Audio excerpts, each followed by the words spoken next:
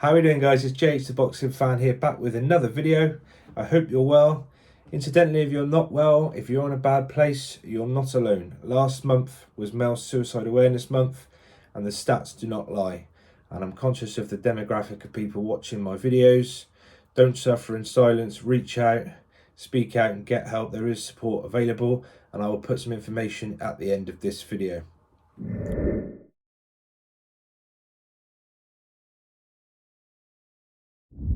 Alright guys, let's get into some boxing. This weekend sees the WA title fight at featherweight when Lee Wood puts his belt up in the air in his contest in Sheffield with Josh Warrington. I've been saying for the last few weeks I've been excited by the boxing matchups, and the fights that we've seen haven't quite delivered. But I am quite hopeful and excited that I think this weekend we are going to see a real good fight. The reason I say that is because Lee Wood has got something he will be desperate to hold on to following his regaining his revenge against Mauricio Lara earlier in the year. And Josh Warrington, I think, really feels he might have something to prove in this one. Some people have suggested he might be Piasta's best, and I think on Saturday night, if we are going to see the best of Josh Warrington again, that is when we will see it. I'll be breaking this one down, giving my prediction opinion. Let's get into it, guys. As we know, guys, both these fighters similar stature, 5'7" in height, 67-inch range. On paper, Lee Wood is arguably the bigger puncher of the two. He's got a higher knockout ratio, although we do know Josh Warrington can bang himself. I think that Josh Warrington will be wanting to get in close range, applying the pressure, getting his bent arm shots and arguably his head in the mix, as he likes to do. And I think Lee Wood will try and control the distance, box off his jab to give himself the best possible chance of landing that right hand himself. I do think that's where the fight will be won and lost, is in close range, because I think if it does go the distance, Lee Wood arguably will be the one who lands the more eye-catching shots. So I think Josh Warrington will need to cause some damage when he does get in close and make sure that he hurts Lee Wood when he does so. Obviously, Lee Wood having a bit of a renaissance in this twilight stage of his career. He's been the more active of the two fighters. This is his third time out this year, and his third time out actually in 10 months after that short turnaround, those back-to-back matchups with Mauricio Lara. And speaking of Mauricio Lara, he's quite a good yardstick, given that both fighters have been in with him in recent times. And as we know, he got the better of Josh Warrington the first time they fought, and we know what happened in the second fight, where the fight was ruled a no contest due to a head clash. I guess Lee Wood has the advantage of knowing that he's beaten Mauricio Lara, whereas Josh Warrington hasn't. Although question marks were asked whether that was the best Mauricio Lara that we saw earlier in the year.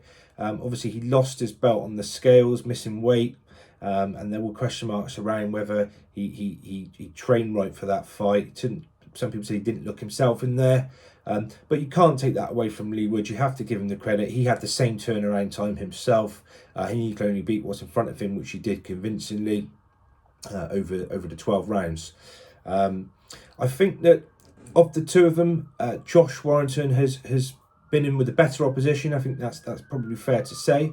And it's probably fair to say that Josh Warrington is looking to rekindle that form that he showed us pre-COVID way back in 2018 when he beat Lee Selby for the IBF title and went on to defend it against Carl Frampton. That is the question mark that remains to be seen as to whether Josh Warrington can deliver that form again when he comes up against on Saturday night.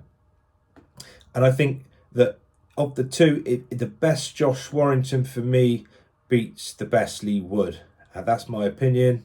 My prediction is that Josh Warrington will win this fight by late stoppage or on points in what I think will be a close contest. If I'm wrong, then I'll give Lee Wood all the credit he will deserve.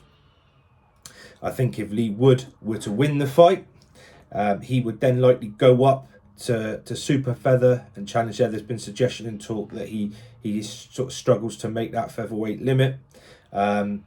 If he were to lose and Josh Warrington were to win, I would suspect there might be a rematch clause. We might see a second fight. And if Josh Warrington were to lose, I would suspect that he might possibly decide that he has achieved all he needs to achieve in the sport. As I said earlier in my last video, I don't like to retire fighters or hear fighters criticised when they take a loss. I'm not going to do that, but I do think he might decide he has perhaps achieved all he needs to achieve should he not get the victory on Saturday night.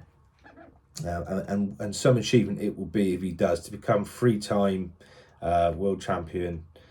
He will deserve all the credit. So yeah, I'm looking forward to this one. I got Josh Warrington to win late stoppage or points. Let me know your predictions, guys. How do you see this one going? If you're tuning in on the Zone, part of your subscription, as I understand, and at the risk of sounding like Eddie Hearn, I think this really does have the potential to be a fight of the year contender. On the undercard on that one, guys, is we will see the professional debut for Cameron Voung, the lightweight who has achieved great things in the amateurs under Graham Rutherford up in the northeast, the ABA elite champion, and I'm hearing really good things about this guy. I think he could be the next cab off the rank, the sort of British star for us to all get behind. He looks the part, looks incredible, and I think we'll get to see obviously a few fights that will sort of get him some rounds under his belt. The reaction with me to Saturday night on my next video on Sunday. Just in terms of the week's events and what we've heard this week, guys, obviously a lot of talk still around the Charlo-Canelo fight.